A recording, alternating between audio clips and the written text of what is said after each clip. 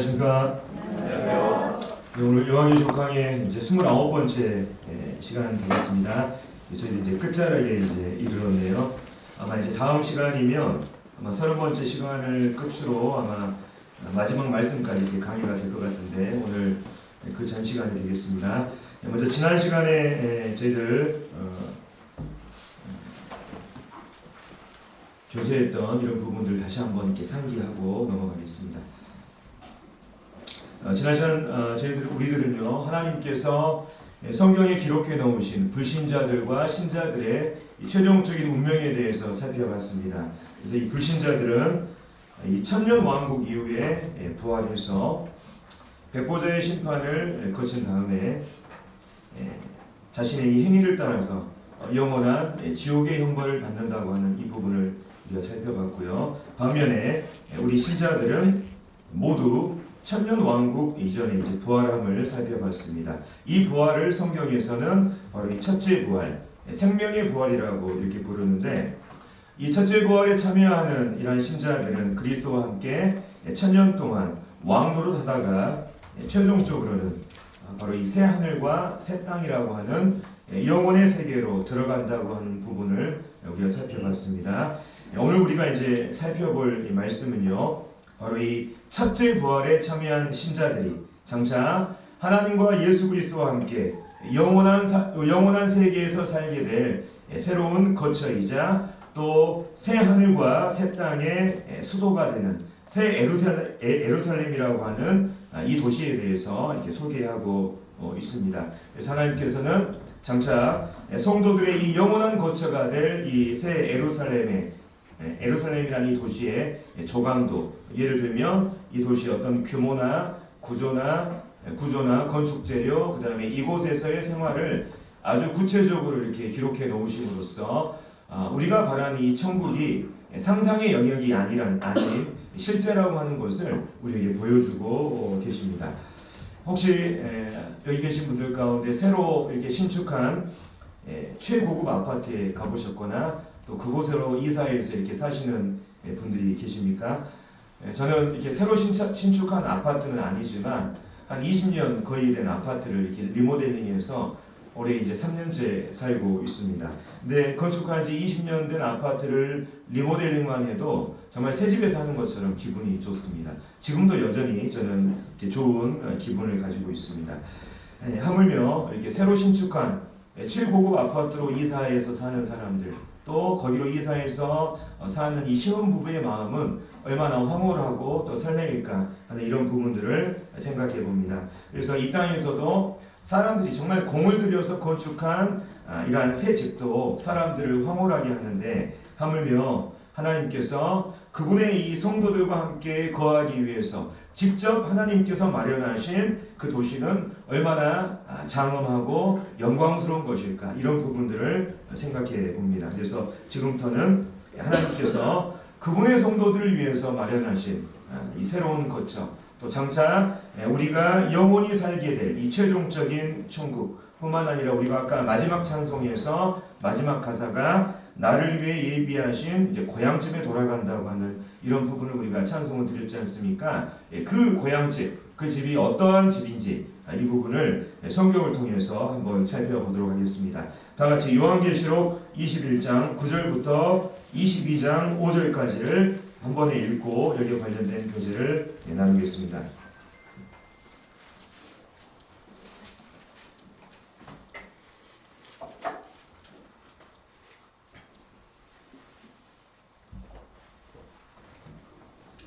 구절부터 제가 읽겠습니다. 일곱 대접을 가지고 마지막 일곱 재앙을 담은 일곱 천사 중 하나가 나와서 내게 말하여 이르되 이리 오라. 내가 신부 곧 어린 양의 아내를 내게 보이리라 하고 성령으로 나를 데리고 크고 높은 산으로 올라가 하나님께로부터 하늘에서 내려오는 거룩한 성 예루살렘을 보이니 하나님의 영광이 있어 그 성의 빛이 지극히 귀한 보석 같고 벽옥과 수정같이 맑더라.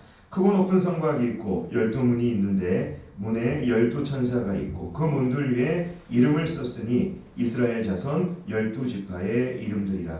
동쪽의 세 문, 북쪽의 세 문, 남쪽의 세 문, 서쪽의 세 문이니 이 성의 성곽에는 12기초석이 있고 그 위에는 어린 양의 12사도의 12이름이 있더라. 내게 말하는 자가 그 성과 그 문들과 성곽을 측량하려고 금 갈대자를 가졌더라. 그 성은 네모가 반듯하여 길이와 너비가 같은지라. 그 갈대자로 그 성을 측량하니 12,000 스타디온이요 길이와 너비와 높이가 같더라.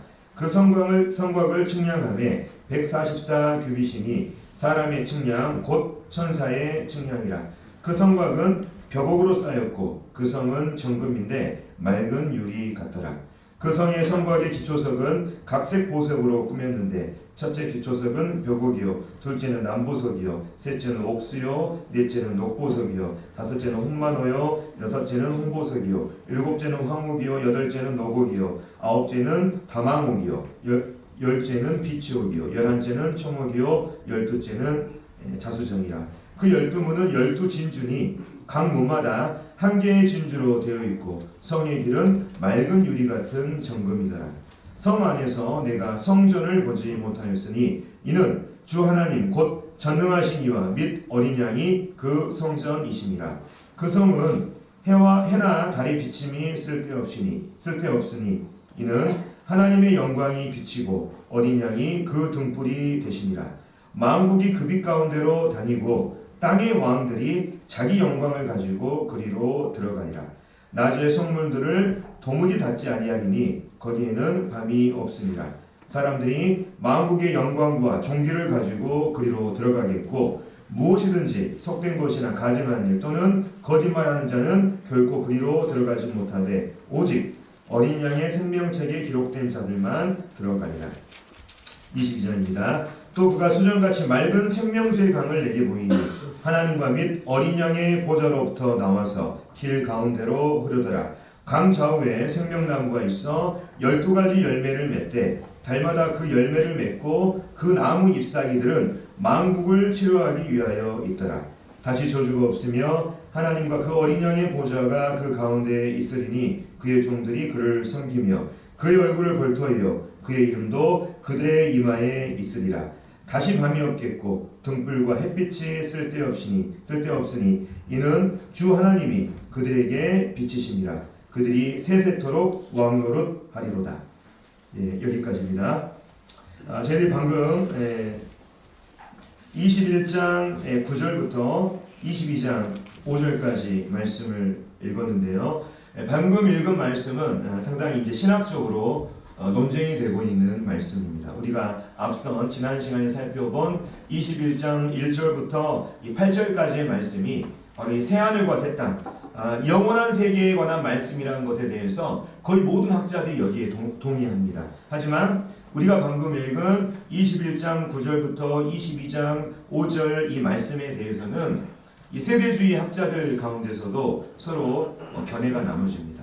그래서 어떤 분들은 여기에 나오는 새 예루살렘을 천년왕국 시대의 새 예루살렘으로 이렇게 해석을 합니다. 대표적인 분들이 답이라든지 아이언사이드, 그 다음에 펜테코스트라고 하는 이런 학자들이에요. 반면에 어떤 분들은 여기에 나오는 이 새 예루살렘은 영원한 세계에 관련된 새 예루살렘입니다. 이제 대표적인 분들이 존 월보드, 그 다음에 찰스 스윈돌 같은 이런 분들인데 이분들은 실은 미국에 있는 댈라스 신학교의 교수진들입니다.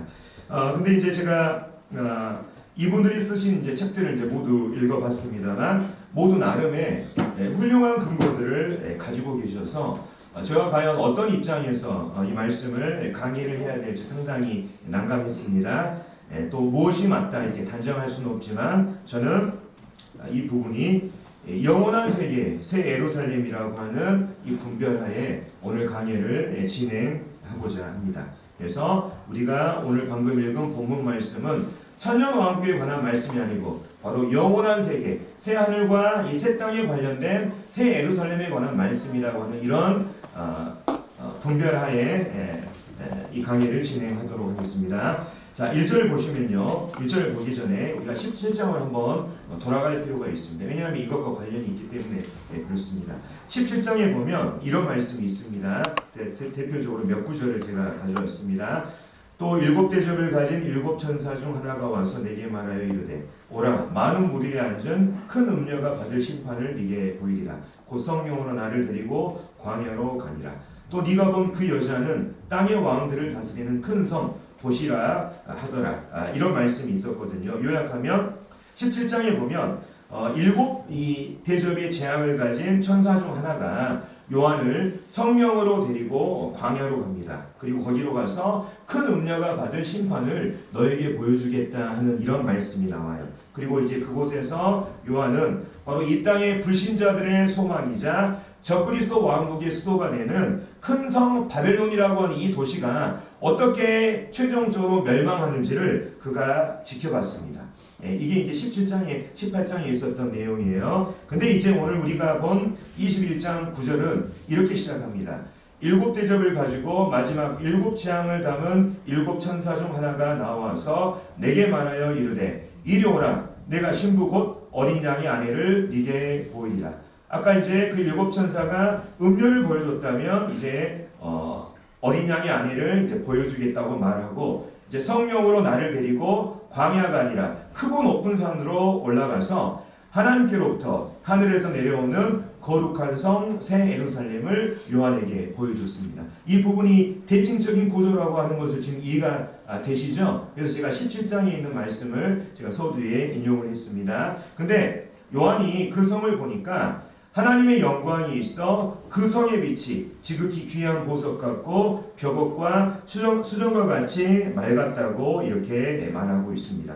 바로 요한이 지금 성령에 이끌려서 바로 높은 산에서 내려오는 이 거룩한 성 새 예루살렘이 바로 새 하늘과 새 땅의 수도이자 모든 거듭난 신자들이 부활의 몸을 입고 영원히 거하게 될 이 최종적인 천국이라고 하는 것입니다.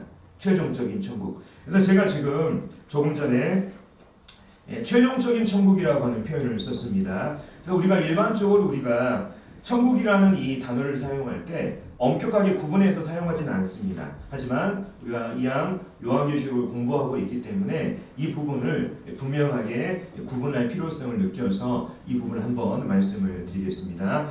자, 성경은 거듭난 신자들이 죽게 되면 바로 낙원이라고 하는 이 셋째 하늘로 가서 주님과 함께 있게 된다고 말하고 있습니다. 예전에 성경이 말하는 천국 다 들어보셨죠? 그래서 우리는 일반적으로 죽은 신자들의 거처인 이 낙원, 이 셋째 하늘을 가리켜서 천국이라고 부르고 있습니다. 그래서 우리가 어떤 거듭난 신자가 죽게 되면 천국에 가셨다 이런 말씀을 하지 않습니까? 근데 이제 죽은 이후에 지금 낙원으로 간 이들의 최종적인 운명은 이곳으로 끝나는 게 아니에요. 이들은 뭘 기다리고 있습니까? 주님과 같은 영광스러운 이 부활의 영광스러운 몸을 소유하는 이 부활의 때를 지금 기다리고 있는 거예요. 그래서 이 분들이 그 영광스러운 부활에 참여하고 나면 그들은 장차 이제 새 예루살렘이라고 하는 이 천국에서 영원토록 살게 되는 것입니다. 그러니까 우리가 천국을 성경에서 말하는 천국을 이렇게 분명하게 구분할 수 있어야 돼요.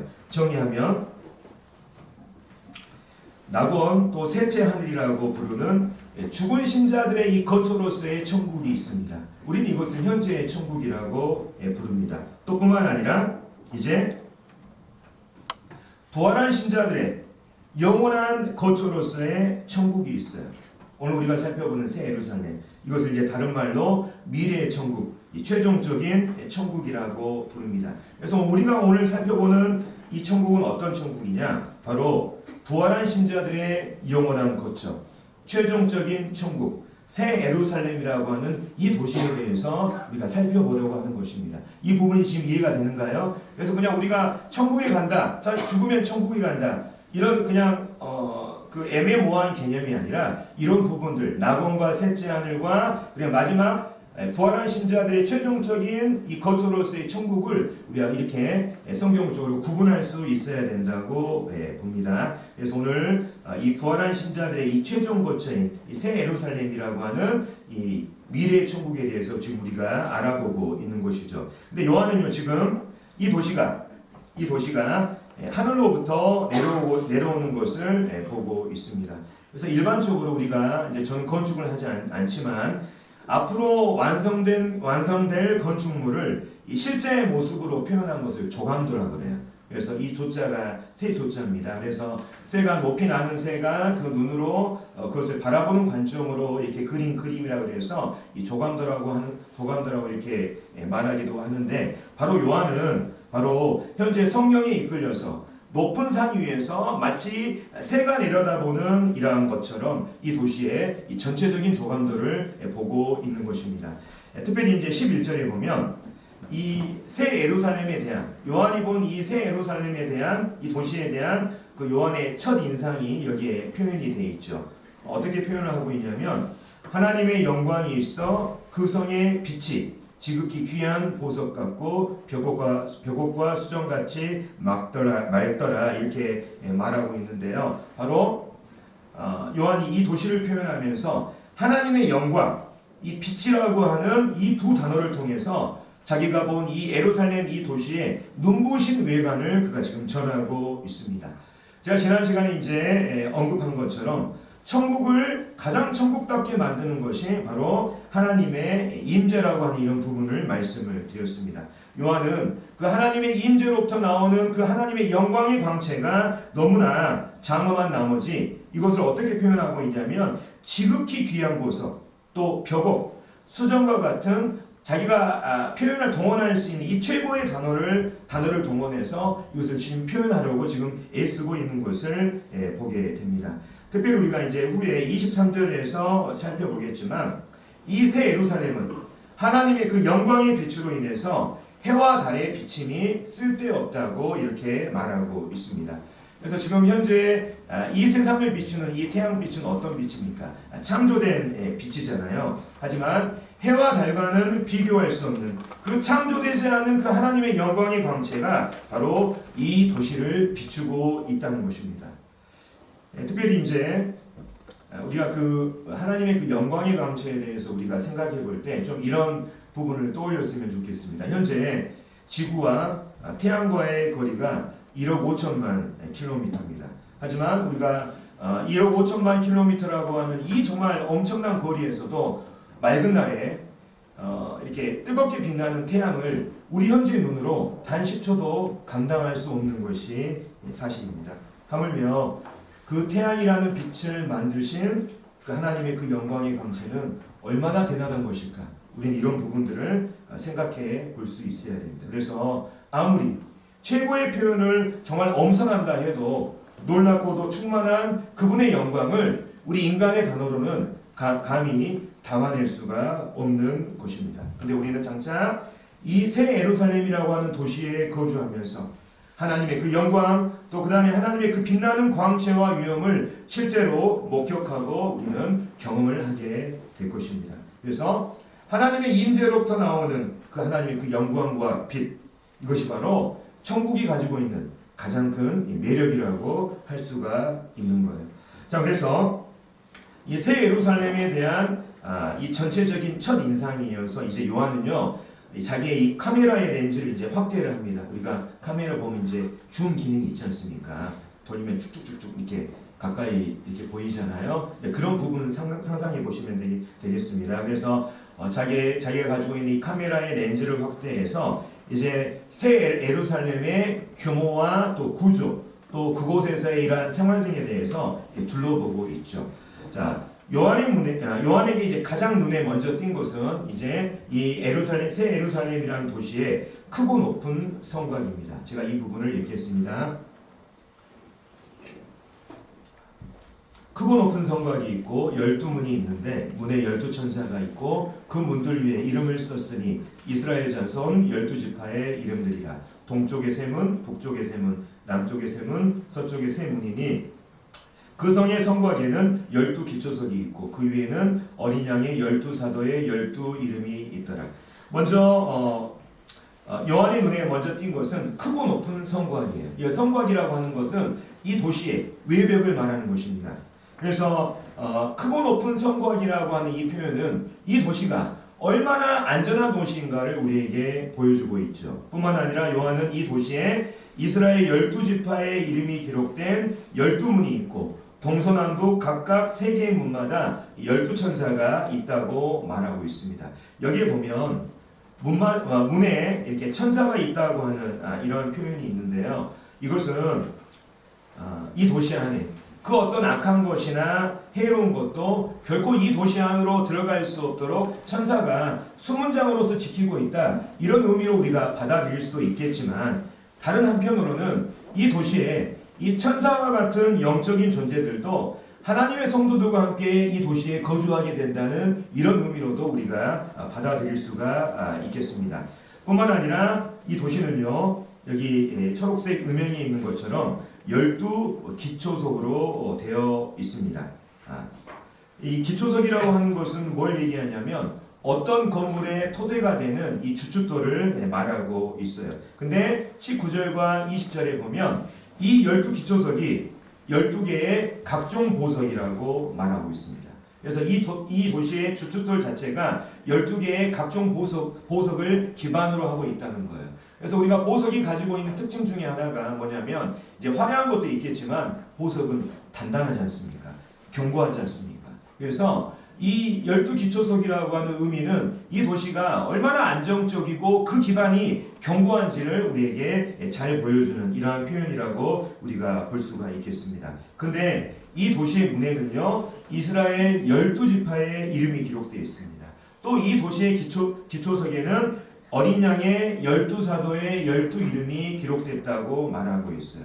이것은 뭘 보여주냐면 이 도시의 거주민이 바로 구약의 이스라엘, 여기 보면 이스라엘 자손 12지파 이름이 있다고 했지 않습니까? 이 도시의 거주민이 구약의 이스라엘 뿐만 아니라 여기 보면 12사도는 뭘 의미합니까? 바로 신약의 교회를 대표하지 않습니까? 바로 이 도시의 거주민이 구약의 이스라엘과 신약의 교회를 아우르는 모든 하나님의 성도들이 이 도시의 거주민이 된다는 것을 지금 현재 우리에게 보여주고 있습니다.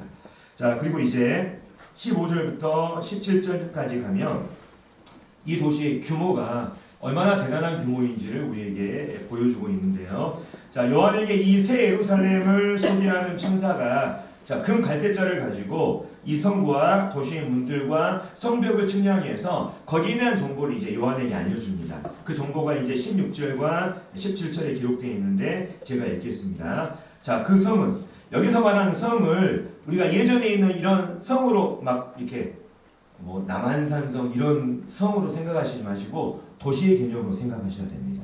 여기 나오는 이 성을요. 그 성은 그 도시는 네모가 반듯하여 길이와 너비가 같은지라 그 갈대자로 그 성을 측량하니 12,000 스타디온이요 길이와 너비와 높이가 같더라. 그 성곽을 측량함에 144 규빗이니 사람의 측량 곧 천사의 측량이라. 여기까지 먼저 읽겠습니다. 자, 이 도시의 이제 규모에 대해서 말하는데요. 먼저 이 도시는 네모가 반듯하다고 나와 있습니다. 네모. 여기서 이제 영어로 이제 스퀘어라고 하는 표현이 쓰였는데요. 어떤 분들은 이 새 예루살렘 도시를 피라미드로 해석하는 분들이 있습니다. 근데 여기에 보면은 네모라고 하는 표현이 있잖아요. 그래서 피라미드라고 하는 이런 구조는 여기에 적합치 않고 뿐만 아니라 구약 시대에 하나님의 임재가 거했던 지성소는 어떤 모양이었습니까? 가로 세로 길이가 약 5m 되는 정사각형 모양이었잖아요. 그죠? 그래서 그런 모양들을 생각하면 피라미드는 어울리지 않는다는 이런 생각을 해보고 뿐만 아니라 피라미드라고 하는 것은 어떤 건축물입니까? 과거 이집트에서 이방신들을 섬겼을 때 그들이 건축했던 이 신전이 피라미드 모양이었어요. 그래서 이 새 예루살렘을 가리켜서 이게 피라미드 모양이라 하는 이런 분들의 저는 견해에는 저는 동의하지 않습니다. 그래서 구약의 어떤 지성소의 어떤 개념들이나 어떤 이집트의 어떤 이런 부분들을 봤을 때 네모가 반듯하고 길이와 너비와 같다고 하는 이런 개념들을 생각할 때 여기에 어울리는 딱 맞는 도형은 뭐냐면 여기에 나오는 정육면체 모양. 큐브와 같은 이러한 도시 모양이 바로 여기에 적합한 이런 모양이라는 생각을 해봅니다. 근데 요한은 이 도시의 길이와 너비와 높이가 12,000 스타디온이라고 말하고 있어요.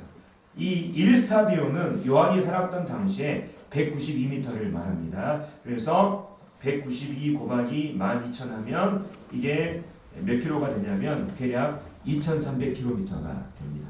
그러니까 이 도시의 가로가 2,300km, 또 세로가 2,300km 되는 이러한 정육면체 모양의 이 큐브 모양의 도시를 예상할 수가 있고요. 뿐만 아니라 아까 이제 성곽이 나왔지 않습니까? 이 도시의 외벽, 그 외벽의 두께가 몇이냐? 여기 보면 144 규빗이라고 나와 있어요. 자, 1 규빗은 사람 여기 손끝에서 여기 팔꿈치까지 거리를 말해요. 보통 한 45cm 되거든요. 그래서 144 곱하기 45 하면 한 65m 될 겁니다. 그러니까 외벽의 두께만 해도 65m. 가로와 높이 이 길이가 약 2,300km에 달하는 이러한 정육면체 큐브 도시, 이런 부분들도 예상을 할 수가 있어요. 근데 어떤 사람들은 이 도시의 이러한 수치, 이 규모가 너무나 이렇게 대단한 나머지 여기 나오는 이 숫자는 비유적인 숫자야, 상징적인 숫자야, 이렇게 얘기하거든요. 근데 요한은 여기에 대해서 이렇게 말하고 있어요. 이것은 사람의 측량, 곧 천사의 측량이다. 다시 말하면 이것은 천사가 측량했지만 바로 사람들이 통용하는 실제 숫자라고 하는 것을 지금 여기에 대해서 지금 천사가 강조하고 있는 것을 보게 됩니다. 그러니까 여기 나와 있는 숫자를 어떤 상징이나 비유나 이렇게 받아들이는 것이 아니라 문자 그대로 받아들여야 된다고 하는 얘기죠. 그래서 이게 믿기지 않는 사람들은 이것을 생각하게 됩니다. 이 도시는 사람이 건축한 도시입니까? 하나님이 건축한 도시입니까? 하나님이 준비한 도시예요. 그러니까 하나님께서 충분히 이런 부분들을 얼마든지 이렇게 만드실 수가 있는 것입니다. 그래서 어떤 수학자가 하나님을 믿는 수학자가 이 도시에 대해서 이렇게 기록해놨습니다. 이 정도 규모의 도시라면 110억이 넘는 인구를 수용할 수 있고 개별 주거지의 면적을 90평으로 계산하면 약 200억 개 이상의 주거지가 들어설 만큼 대단한 규모의 도시가 될 것이다. 다시 말하면 이 새 예루살렘은요, 이 도시의 규모로 봤을 때 인류 역사를 통틀어서 구원받은 모든 사람들이 거주하기에 충분한 규모를 갖춘 이러한 거대한 이 도시라고 하는 것입니다. 그래서 이 도시의 규모에 대해서 우리가 살펴봤고, 이 다음에는 이 도시를 이렇게 이루는 이 건축 재료들이 있지 않습니까? 이 건축 재료가 어떠한 재료들이 쓰였는지 이 부분을 구체적으로 말해주고 있어요. 근데 우리가 이것을 살펴보기 전에 우리가 먼저 염두에 둬야 될 게 있습니다. 뭐냐면 이 새 예루살렘을 구성하는 이 재료들은요, 현재 우리가 알고 있고 생각하는 재료들과는 차원이 다른 재료라는 것을 우리가 알아야 됩니다. 왜냐하면 지금 이 세계는 어떤 세계입니까? 이 새 하늘과 새 땅은 현재 우리가 살고 있는 처음 하늘과 처음 땅의 세계와 전혀 다른 세계예요. 그렇기 때문에 우리가 이제 이런 것들을 우리가 문자적으로 받아들이겠지만 이것보다 훨씬 더 좋은 재료라고 하는 이러한 생각을 우리가 가지고 이 말씀을 대해야 될 것 같습니다. 자, 이 도시의 재료를 말할 때 21장 18절에 요한이 이렇게 말하고 있습니다. 그 성곽, 그러니까 아까 외벽이죠. 그 성곽은 벽옥으로 쌓였고 그 성은 정금인데 맑은 유리 같더라. 자, 이 도시의 외벽은 벽옥으로 되어 있다고 말합니다. 근데 많은 주석가들이 이 벽옥을 뭘로 해석하냐면 다이아몬드로 해석하고 있어요.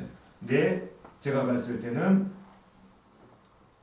여기 지금 나오는 벽옥은 우리가 아는 다이아몬드보다 훨씬 더 좋은 재료라고 하는 이런 생각을 해봅니다. 뿐만 아니라 이 성의 재료가 정금으로 되어 있대요. 근데 여기에 덧붙이고 있죠. 맑은 유리 같더라. 지금 이 말은 뭔 말이냐면 바로 요한이 자기가 본 이 정금이라고 하는 이 재료가 이미 이 세상 정금의 이 화려함을 넘어서 이러한 금이라고 하는 것을 이 말을 더 맑은 유리라고 하는 이 수식어를 통해서 여기에 덧붙이고 있는 것이죠. 뿐만 아니라 이 성곽이 아까 기초석 우리가 살펴봤습니다. 12 이렇게 보석이라고 말씀드렸죠. 여기 보면 어떤 하나님 믿는 분이요, 여기 나오는 12 이 보석을 이렇게 정리를 했습니다. 저는 실은 이 보석이 어떤 보석인지 잘 모르지만 아무튼 이 세상의 어떤 화려함과 어떤 영광들을 뛰어넘는 저는 이러한 보석이라는 생각을 해봅니다. 여기 이제 다양한 보석이 있습니다. 기초석을 이루는 다양한 보석. 그래서 아까 말씀드린 것처럼 이 보석들은 이 도시가 가진 견고함을 이렇게 보여준과 동시에 이 도시에 거주하는 다양한 민족들을 우리에게 보여주고, 뿐만 아니라 이 도시를 비추는 하나님의 그 화려한 영광의 이 광채를 우리에게 이렇게 상징적으로 보여줄 수 있는 이러한 귀한 재료들이라고 하는 이러한 생각을 해보게 됩니다. 또 이 재료와 관련돼서 이 문이 어떤 재료로 되어 있는가, 이 부분도 나와 있어요. 자, 그 12문은 12진주니 각 문마다 한 개의 진주로 되어 있고 성의 길은 맑은 유리 같은 정금이더라. 아까 제가 이 도시의 규모가 가로 세로 2,400km라 했죠. 근데 그 규모를 생각하면 문이 있잖아요. 얼마나 큰 문일지를 우리가 생각해 봐야 됩니다. 근데 이 큰 문이 어떻게 되어 있냐면 한 개의 진주로 되어 있대요. 한 개의 진주. 한 개의 진주로 된 문. 근데 이제 진주라고 하는 것이 여러 보석들과는 차이가 있습니다. 진주라고 하는 보석은 고통과 고난을 통해서 만들어진 보석이잖아요. 그래서 이 진주로 만들어진 문은 그리스도의 고난을 우리에게 떠올리게 합니다. 그래서 이 도시의 문을 통과하는 이러한 사람들은 진주로 만들어진 문을 보면서 그곳을 지나면서 그리스도의 그 고난과 고통을 통해서 나에게 이 천국 문이 열렸다. 이런 부분을 계속해서 생각하게 될 것이라는 이런 생각을 해보게 됩니다. 뿐만 아니라 그 성의 내부로 들어가니까 성의 길이 맑은 유리 같은 정금이라고 이렇게 말하고 있습니다. 길이 정금이래요. 현자님들 여기 이제 지금 오늘 또 이제 길을 걸어 오셨잖아요. 요즘 이제 금값이 오릅니다. 금값이 오르고 있는데 이 세상에서 정말 가장 귀하게 여기고 정말 값이 나가는 그 보석, 이 금이요. 이 도시에서는 그냥 길바닥에 널려 있어서 그냥 아스팔트 이렇게 밟는 것처럼 밝게 되는 거예요. 길 자체가 정금이라고 말하고 있지 않습니까? 그러니까 그만큼 이 도시는 어떤 도시냐면 이 금이 널브러진 이렇게 도시잖아요. 허영심도 없고 물질 만능주의도 없고 무엇보다도 가난이 없는 이러한 도시라고 하는 것을 우리에게 보여주고 있어요. 어떻습니까? 생각만 해도 좋지요. 네, 우리가 이제 가게 될 곳입니다. 영원히 거하게 될 곳이에요. 자, 이어서 요한은요, 이 도시에서 이제 찾아볼 수 없는 것입니다. 그러니까 우리는 일반적으로 뭐가 없다고 하면 불편하거나 아니면 어렵게 생각하잖아요. 근데 여기서 없다는 것은 좋은 의미의 없다는 거예요. 네, 그 없는 것을 지금 두 가지를 이제 소개하고 있는데 22절과 23절 말씀을 제가 읽겠습니다. 성 안에서 내가 성전을 보지 못하였으니 이는 주 하나님 곧 전능하신 이와 및 어린 양이 그 성전이심이라. 그 성은 해와 달의 비침이 쓸데없으니 이는 하나님의 영광이 비치고 어린 양이 그 등불이 되십니다. 이 도시에 없는 게 뭐냐면 첫 번째 성전입니다. 성전이라고 하는 건 뭡니까? 바로 하나님이 거하시는 물리적인 장소를 성전이라고 하잖아요. 근데 이 새 예루살렘이라는 도시에는 성전이 없어요. 그 이유는 뭐냐면 바로 하나님과 어린 양 그리스도께서 이 도시에 직접 거하고 계시기 때문입니다.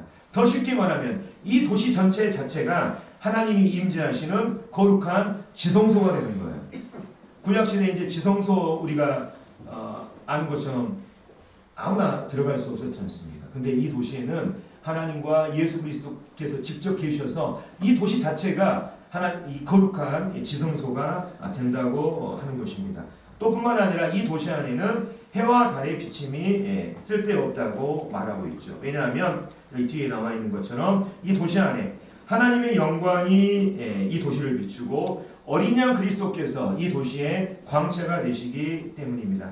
그동안 우리 인류는요, 바로 태양과 같은 이 창조된 빛을 통해서 우리의 일상적인 삶을 영위를 해왔습니다. 하지만 새 하늘과 새 땅, 이 새 예루살렘에서는 바로 사람들이 태양과 같은 창조된 빛을 통해서 살아가는 것이 아니라 바로 하나님의 그 영광으로부터 뿜어져 나오는 그 창조되지 않는 그 빛을 통해서 이 도시 안에서의 삶을 살아가게 되는 것이죠. 이 뒤에 나오는 만국, 민족들이 그 빛 가운데 다닌다고 하는 것이 바로 이러한 개념입니다. 다닌다고 하는 것은 걸어 다닌다는 것이 아니라 일상생활을 영위한다는 이러한 표현이에요. 뿐만 아니라 그 빛을 통해서 사람들이 일상생활을 영위하고 창조되지 않는 빛을 통해서 뿐만 아니라 여기 보면 이렇게 이상한 구절이 있어요. 땅의 왕들이 자기 영광을 가지고 이 도시 안으로 들어가게 된대요. 자, 여기 보면 이제 만국이 나오고요. 이제 민족들을 얘기합니다. 땅의 왕들이 얘기 나옵니다. 그래서 많은 사람들이 이 구절을 읽을 때 자, 여기 나오는 여기 빛 가운데로 이렇게 생활하는 이 민족들은 과연 누구야? 그리고 자기 영광을 가지고 이 도시 안으로 들어가는 이 땅의 왕들이 누구야? 여기에 대한 궁금증을 가지고 있어요. 궁금증을 가지고 있습니다. 근데 성경은 여기에 대해서 명확한 답을 제공하지 않습니다. 근데 한 가지 가능성이 있어요. 한 가지 가능성이 있다면 여기 나오는 이 도시의 빛 가운데를 다니는 이 민족들, 자기 영광을 가지고 이 도시 안으로 들어가는 땅의 왕들, 바로 한 가지 가능성이 있는데 이들은 누구냐? 바로 이 땅에서 천년 왕국을 살아가는 그 천년 왕국의 백성들 중에서 바로 새 하늘과 이 새 땅의 이 영원한 세계로 들어가는 사람들을 의미하는 것으로 보입니다.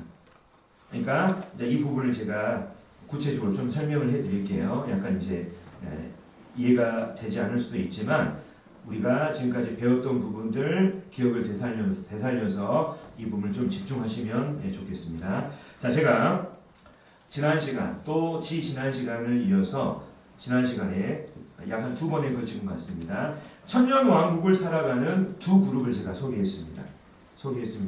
첫 번째 그룹은 뭐냐면 바로 예수님과 같은 영광스러운 부활체를 소유한 이 불멸의 존재들이죠. 아까 말한 것처럼 첫째 부활에 참여한 사람들.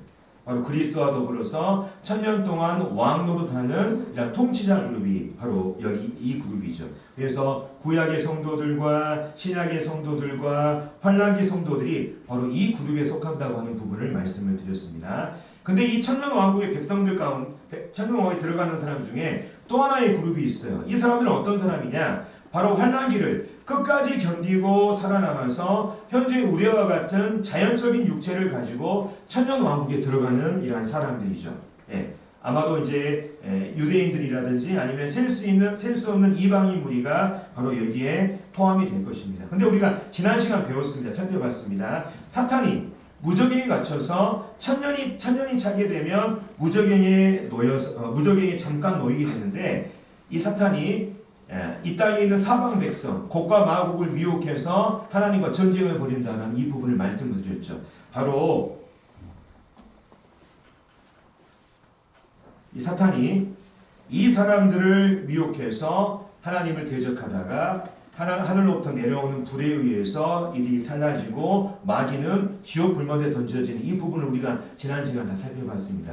다 기억하십니까? 자, 그렇다면 천년 왕국의 이 환란기를 끝까지 견디고 살아남은 사람 중에서 바로 마귀에 미혹돼서 그들이 불신자라고 하는 것을 증명했던 이러한 사람들이 있는가 하면 또 여기에 대해서 살아남은 사람들이 있을 거예요. 있을 거 아닙니까? 한 부류. 바로 마귀 천년 왕국의 이 백성들 중에서 이 첫째 부활에 참여한 성도들 말고요. 이 환란기를 이제 천년이 쭉 차면 이제 이들의 후손들이 있을 텐데 이제 사탄이 이들을 미혹했을 때 마귀에게 미혹되지 않는 참 하나님의 백성이 있을 거 아닙니까? 그렇죠. 예. 이 천년왕국이 차서 마귀가 이 땅에 있는 모든 사람들이 다 미혹돼가지고 하나님께 불살라지는 것이 아니라 그 중에는 이 마귀에게 미혹되지 않은 참 하나님의 백성이 아마 있을 것입니다. 그래서 이제 이 백성들 그 마귀에 미혹되지 않고 그 하나님을 향한 참 믿음을 증명했던 이 백성들이 바로 이제 천년 왕국에서 영혼의 세계로 들어가는 이러한 부분으로 저는 이해가 되거든요. 그래서 여기 보면 왕국이 그 빛 가운데로 다니고 땅의 왕들이 자기 영광을 가지고 그리로 들어가리라. 바로 천년 왕국 그 마지막에 바로 이 영혼의 세계로 들어가는 이러한 사람들. 예를 들면 여기서 말하는 만국은 바로 이방 민족들 뿐만 아니라 땅의 왕들이라고 하는 이 그룹은 바로 이 천년 왕국에서 이스라엘이라고 하는 민족이 모든 민족의 이 머리 역할을 하지 않습니까? 아마 이스라엘 사람들에 대한 이 상징적인 이러한 표현이라는 이런 생각을 해보게 됩니다. 그래서 당시에 마귀에 미혹되지 않은 이 참 하나님의 백성이 이제 영혼의 세계로 들어가는 이 장면을 바로 요한계시록 21장 24절에서 만국이 그 빛 가운데로 다니고 땅의 왕들이 자기 영광을 가지고 거기로 들어간다. 거기로 들어가는 사람들이 있다는 거예요. 21장 26절에 보면 사람들이 만국의 영광과 존귀를 가지고 그 도시 안으로 들어가는 사람이 있다는 거예요. 그래서 이러한 부분들을 이렇게 생각해 보시면 좋겠습니다. 근데 문제는 뭐냐면 바로 이 천년왕국의 그 마지막에 이 백성들이 어떤 방법을 통해서 새 하늘과 새 땅이라고 하는 영원한 세계로 들어갈 것인가, 이 부분에 대한 이제 궁금증이 있습니다. 그래서 지난 시간에 제가 보니까 강의 시간이 끝나고 이런 것들을 궁금해하면서 서로 질문하고 얘기하는 분들이 계셨어요. 저는 이러한 질문들을 하고 서로 답하고 할 수 있는 이 자체가 굉장히 수준 높은 이러한 것이라는 생각을 해보게 됩니다. 근데 제가 생각해 보니까 두 가지 가능성이 있는 것 같습니다. 천년왕국의 백성들이 어떤 방법을 통해서 영원한 세계로 들어갈 것인가. 첫 번째, 영원한 세계로 이들이 들어가기 전에 하나님께서 이들의 몸을 그 첫째 부활에 참여한 사람들처럼 부활의 몸으로 변화시켜 주실 가능성이 하나 있고요. 나머지 하나는 그냥 그 몸 그대로 자연적인 몸을 가진 상태로 영혼의 세계로 들어갈 이 가능성이 있는 것 같습니다. 그래서 가능성을 생각해 보면 이러한 가능성이 있는 것 같아요. 근데 제가 여러 책들을 읽어보고 또 제가 나름 이제 공부한 바로는 두 번째 이 가능성을 성경이 지지하고 있는 것 같습니다. 두 번째 가능성. 자연적인 몸을 가지고 영혼의 세계로 들어간다고 하는 이런 부분들. 저는 그 이유를 어디서 찾냐면 이제 이 다음 장에 나오는 22장 1절 2절 말씀에서 저는 찾고 있습니다. 자, 제가 여기 읽겠습니다. 우리가 성경을 읽을 때 있는 그대로 우리가 받아들이는 것도 좋지만 왜 이렇게 돼야 될까? 이런 부분을 우리가 의심하면서 우리가 보는 이러한 자세도 저는 굉장히 중요하다는 생각을 해봅니다. 자, 이제 요한이 그 새 예루살렘의 내부를 지금 설명을 하고 있어요. 근데 이렇게 얘기합니다. 또 그가 수정같이 맑은 생명수의 강을 내게 보이니 하나님과 및 어린 양의 보좌로부터 나와서 길 가운데로 흐르더라. 강 좌우에 생명나무가 있어 12가지 열매를 맺되 달마다 그 열매를 맺고 그 나무 잎사귀들은 만국, 민족들을 치료하기 위해 있더라. 자, 여기 보면요, 우리가 한 번쯤 깊이 생각할 필요가 있습니다. 새 하늘과 새 땅, 새 예루살렘은 우리가 아는 것처럼 사망도 없고 눈물도 없고 아픔이 없는 곳이에요. 그렇죠? 그런데 여기 보면 생명수구의 강이 나와요. 생명나무의 열매가 나와요. 생명나무의 잎사귀가 나옵니다. 근데 그 잎사귀가 존재하는 이유가 민족들을 치료하기 위해 있다고 지금 말하고 있습니다. 우리는 여기서 의심해야 되죠. 아니, 우리가 아는 천국은 사망도 없고 아픔도 없고 고통도 없고 슬픔도 없는 곳인데 왜 이 천국, 이 새 예루살렘에 생명수의 강이 있어야 되고 왜 생명나무가 있어야 되고 왜 민족들을 치료하기 위한 생명나무 잎사귀가 여기에 존재해야 되는 것일까? 이런 의문을 우리가 상식적으로 합리적으로 가져야 되는 것입니다. 그래서 어떤 사람들이 이렇게 얘기합니다. 여기에 이것들이 존재하는 이유가 이 천국에 사는 사람들의 기쁨을 더하기 위해서라고 이렇게 말하기도 하거든요. 근데 반면에 어떤 분들은 이렇게 얘기합니다. 아까 말한 것처럼 천년왕국에서 자연적인 몸을 가지고 이 영혼의 세계로 들어가는 이 사람들의 그 영생과 그 복락을 위해서 그 사람들을 위해서 하나님께서 마련하신 이것들이 바로 이 생명수 강이고 생명나무의 열매고 생명나무의 잎사귀라고 하는 이런 의견을 제시하는 분들도 계셔요. 저는 개인적으로 이 견해에 동의하고 있습니다. 예. 다른 의견을 가질 수도 있겠지만, 그래서 제가 이제 횃불 주석에 보니까 이 부분을 이렇게 정리를 해놨더라고요. 이 부분을 저만 가지고 있는 생각이 아니고, 자, 새 하늘과 새 땅에는 두 그룹의 사람이 있다는 거예요. 첫 번째, 이 새 하늘과 새 땅의 수도가 되는 새 예루살렘의 시민권을 가진 사람들. 사람들. 그러니까 아까 말한 첫째 부활에 참여하는 사람들. 그 다음에 두 번째 그룹은 바로 천년왕국에서 이 영혼의 세계로 옮겨와서 새 땅에 거주하는 사람들. 이 두 부류의 사람이 있을 것으로 이렇게 정리를 해놓더라고요. 우리가 아는 이 횃불 주석에서도요. 그래서 아마도 이 천년왕국에서 영혼의 세계로 옮겨온 이 사람들은 이 새 예루살렘의 시민권을 가지진 않았지만 이 사람들의 이름은 어디 있을까요? 지금 현재 어린 양의 생명책에 기록되어 있습니다. 그래서 여기 나와 21장 끝부분에 이런 말씀이 있습니다. 사람들이 만국의 영광과 존귀를 가지고 그리로 들어가겠고 무엇이든지 속된 것이나 가증한 일 또는 거짓말하는 자는 결코 그리로 들어가지 못하되 오직 어린 양의 생명책에 기록된 자들만 들어가리라. 자, 천년왕국에서 영혼의 세계로 옮겨온 사람들 역시 어린 양의 생명책에 기록됐기 때문에 이들도 새 예루살렘의 시민권을 가지진 않았지만 이 새 예루살렘 안으로 들어갈 수가 있는 거예요. 그래서 그 자연적인 몸을 가지고 있지만 바로 이 도시에서 제공하는 생명수와 생명나무의 열매와 그 잎사귀를 통해서 바로 영원한 생명을 그들이 소유하게 될 것이고 이들 역시 거듭난 신자들이 누리는 이 천국의 기쁨에 동참하게 될 것이라고 하는 이러한 주석이 있습니다. 그래서 제가 봤을 때 이 부분이 상당히 일리가 있고 합리적이고 신빙성이 있는 이런 근거라는 생각을 해보게 됩니다. 그러니까 우리가 가는 천국에는 첫째 부활에만 참여한 사람들만 있는 것이 아니고 첫째 부활에 참여한 사람들만 있는 게 아니라 바로 천년왕국 이후에 자연적인 몸을 가지고 영혼의 세계로 옮겨간 이러한 사람들도 있을 것이라고 하는 이러한 생각을 우리가 해볼 수 있어야 됩니다. 그래서 좀 어려운 부분이지만 우리가 우리 이왕 이제 우리가 요한계시를 공부했으니까 이런 부분들도 이런 주석과 의견들 분별들도 있다고 하는 이런 부분들을 여러분이 아시면 좋겠습니다. 자, 이제 마지막으로 요한은 이제 나머지 22장 3절부터 나머지 세 구절의 말씀을 통해서 자, 이 도시에 거주하는 사람들이 어떠한 생활을 할 것인지 이 부분에 대해서 소개하고 있는데요.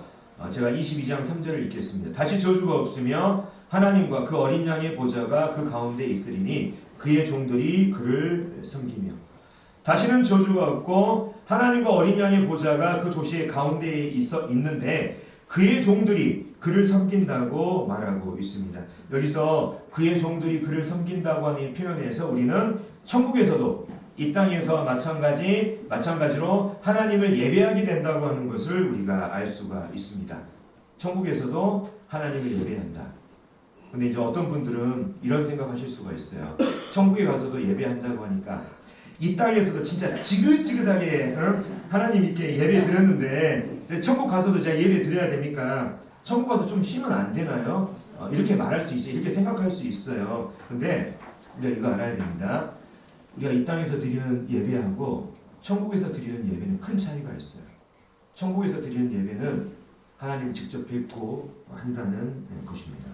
하나님을 직접 뵙고 예배한다는 것이 바로 이 땅의 예배하고 완전히 다른 거예요. 우리가 이 땅에서 예배할 때 저도 좀 부끄럽지만 하나님 우리가 볼 수가 없잖아요. 그렇기 때문에 예배 시간에 앉아 있어도 실은 제 마음과 또 때로는 제가 기도하더라도 제 마음과 입술이 일치하지 않는 이러한 기도 또 찬송 예배를 드릴 때가 많은 것이 실은 사실입니다. 근데 우리는 천국에서 그분의 영광에 압도돼서 그분을 직접 보면서 예배하게 된다는 거예요. 현재 자매님들 우리 안에 이제 정말 성령님이 계시잖아요. 근데 우리가 한 번쯤 이런 경험 해봤을 겁니다. 정말 어느 날 예배 시간이 됐는데 정말 내 마음과 정말 내 입술이 일치하는 그런 예배를 드릴 때 우리 심정이 어찌던가요? 정말 기쁨이 있잖아요. 환희가 있고 감사가 있지 않습니까? 그렇죠? 성령으로 진정으로 거듭난 사람들은 전부 다 이런 경험이 있어요. 근데 이 예배를 우리가 하나님 앞에서 드린다는 거예요. 거짓이 없는 우리의 마음과 입술이 일치되는 그 완벽하고 영광스러운 그 예배를 우리가 하나님을 직접 보면서 드리게 될 때 우리 마음에 얼마나 기쁨이 있고 감사가 있고 환희가 넘치겠습니까? 그게 바로 이 땅에서 우리가 드리는 예배와 하나님 앞에서 우리가 하나님을 직접 뵙고 드리는 그 예배의 가장 큰 차이인 것입니다. 그래서 우리는 그날에 이 세계에서 이 영혼의 세계에서 마음의 찬송과 입술의 고백이 완벽하게 일치되는 완벽하고도 진정한 예배를 우리가 드리게 될 것입니다. 네. 이 땅에서 예배는 우리를 실망시킬 때가 있지 않습니까? 그렇잖아요. 근데 하늘에서 예배는 결국 그렇지 않을 것이라는 이런 생각을 해봅니다. 근데 예배만 드리는 게 아니에요. 우리는 하나님의 얼굴을 보고 그분과 직접 교제합니다. 22장 4절 그의 얼굴을 볼터이어 그의 이름도 그들의 이마에 있으리라. 이름이 이마에 있다고 하는 표현이 이미 다 알고 있습니다. 우리가 여러 번 말씀을 드려서. 근데 우리가 거기에서 하나님의 얼굴을 보면서 교제한다는 거예요. 이 땅에서 하나님과 교제는 완전하지 않습니다. 우리가 이 땅에서 하나님과 교제하는 방식은 어떤 방식인가요? 말씀을 보고 기도하고 또 때로는 설교 시간에 단위에서 전해진 말씀을 통해서 이 중간 단계를 거쳐서 하나님의 뜻을 전달을 받잖아요. 근데 천국에서는 우리가 그분을 직접 보면서 그분의 얼굴을 마주하면서 그분과 깊은 친밀한 교제 가운데 거하게 될 것입니다. 고린도서 13장에 보면 우리가 지금은 거울로 보는 것 같이 희미하나 그때에는 얼굴과 얼굴을 대하여 볼 것이요. 지금 내가 부분적으로 하나 그때에는 주께서 나를 아신 것 같이 내가 온전히 아니라. 그분의 얼굴을 직접 대면하면서 그분과 친밀한 사귐 가운데 우린 주님을 진정으로 알아가게 되는 깊은 가운데 거하게 될 것입니다. 이게 천국이에요. 세 번째 마지막 구절입니다. 다시 밤이 없겠고 등불과 햇빛이 쓸데없으니 이는 주 하나님이 그들에게 비치심이라. 그들이 세세토록 왕노릇하리로다. 아까 말한 것처럼 천국에 없는 게 있습니다. 저주가 없죠. 또 그 저주로 인해서 파생되는 고통과 고난과 질병과 슬픔이 없는 이 도시가 바로 이 천국 새 예루살렘입니다. 뿐만 아니라 여기 나와 있는 것처럼 하나님의 그 영광의 광채로 인해서 다시는 밤이 없고 등불과 빛이 쓸데없다고 말하고 있습니다.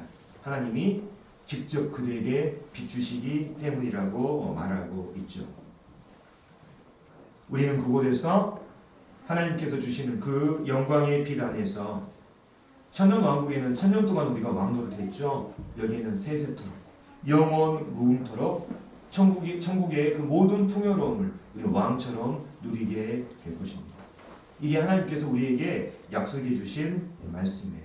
그래서 우리의 어떠함이 아니라 오직 하나님의 은혜로 말미암아 우리가 이 천국의 장엄한 영광과 기쁨을 소유할 수가 있게 된 것입니다. 그래서 우리가 하나님께 영광을 돌리고 그분의 은혜에 감사하는 것이 실로 합당하다고 하는 이런 말씀을 드립니다. 자, 그래서 이제 오늘 말씀을 정리하겠습니다. 오늘 부활한 신자들, 죽은 신자가 아니에요. 부활한 신자들의 최종적인 거처로서의 천국, 이 새 예루살렘에 대해서 살펴봤습니다. 우리는 첫 번째 천국에 대한 바른 시각을 가져야 돼요. 천국. 자, 결혼한 신혼부부가 여기 있습니다. 여기도 있고 여기도 있네요. 네. 결혼한 신혼부부가 있는데 결혼한 신혼부부에게 가장 기쁨이 되는 건 뭐냐면 내가 가서 살 이 신혼집이 얼마나 좋냐, 그 집에서 무엇을 하냐, 이게 아니에요. 결혼한 신혼부부에게 가장 좋은 건 뭡니까? 남편과 아내가 더욱 친밀한 관계 가운데 이제 거하면서 서로를 알아가게 된다는 거예요. 진정으로. 이게 정말 이게 결혼의 기쁨 아니겠습니까? 여기 앞에 나와 있는 것처럼 이 신혼부부는 아마도 살 집에 대해서 지금 고민하고 걱정하고 있는 것 같습니다. 근데요, 천국을 우리가 천국은 이런 곳이다 이게 아니고 제가 지난 시간에 말씀드린 것처럼 천국의 본질은 뭐라고 했습니까? 하나님이 그곳에 계시기 때문에 그게 천국인 거예요. 하나님의 그 영광의 임재가 있기 때문에 그게 천국이 되는 것입니다. 우리는 그곳에서 하나님을 직접 보면서 그분의 영광의 빛으로부터 나오는 그 모든 풍요로움을 우리가 경험하게 된다는 거예요. 바로 이게 하나님의 임재, 하나님의 함께하심, 이게 바로 천국의 진짜 본질이고 핵심인 것입니다. 천국에 대해서 오해하면 안 되는 거예요. 두 번째, 오늘 우리가 살펴봤지만 하나님께서 그분의 신자들에게 약속하신 이 천국, 새 예루살렘은 정말로 장엄하고 영광스럽고 탁월한 곳입니다. 근데 문제는 뭐냐면 제가 그렇습니다. 천국을 잊고 살 때가 많아요. 천국이 우리에게 예비되어 있는데 천국을 잊고 살 때가 많습니다. 그래서 이런 유명한 말이 있습니다. 그리스도인들이 기쁨이 없는 이유는 천국을 소망하지 않기 때문이다. C.S. 루이스라고 하는 이 사람이 쓴 말인데요. 이 말이 공감이 되십니까? 그리스도인들이 기쁨이 없는 이유는 천국을 소망하지 않기 때문이다. 현재 우리들 마음에 천국이 차지하고 있는 비중은 어느 정도 되십니까? 자매님들 얼마나 천국을 소망하고 계시는지요? 또 이 천국은 얼마나 나의 이 땅에서의 삶에 영향을 미치고 있습니까? 천국은요, 불신자들에게만 무시되는 것이 아니에요. 우리가 복음을 전할 때 불신자들에게만 무시되는 것이 아니라 때로는 구원받은 신자들 안에서도 무시되는 경우가 종종 있습니다. 그래서 성경은 뭐라고 말하냐면 우리의 소망이 어디에 있냐면 우리 새 하늘과 새 땅에 있다고 말하고 있어요. 베드로후서 3장 13절에 보면 우리는 그의 약속대로 의가 있는 곳인 새 하늘과 새 땅을 바라봅니다. 우리의 소망이 이 새 하늘과 새 땅, 천국에 있다는 것을 현재 장로님들 늘 기억하게 되시길 바랍니다. 그래서 우리가 이 새 하늘과 새 땅에 소망을 두게 될 때 얼마나 이 땅에서의 삶이 기쁘고 또 가치 있는 삶을 우리가 살아가게 되겠어요. 그래서 이 천국에 우리가 주목하는 또 소망을 두는 이러한 기쁜 삶이 되셨으면 좋겠습니다. 이제 다음 시간에는 30번째 강의 시간인데 이제 그동안 많이 정말 잘 다녀오셨습니다. 이제 마지막 강의 시간 이게 갖도록 하고 마지막이 아니에요. 총 정리하는 시간이 또 남았습니다. 그래서 다음 시간 마지막 시간 가질 테니까 또 잘 읽으시고 또 준비하시면 좋겠습니다. 이상으로 마치겠습니다.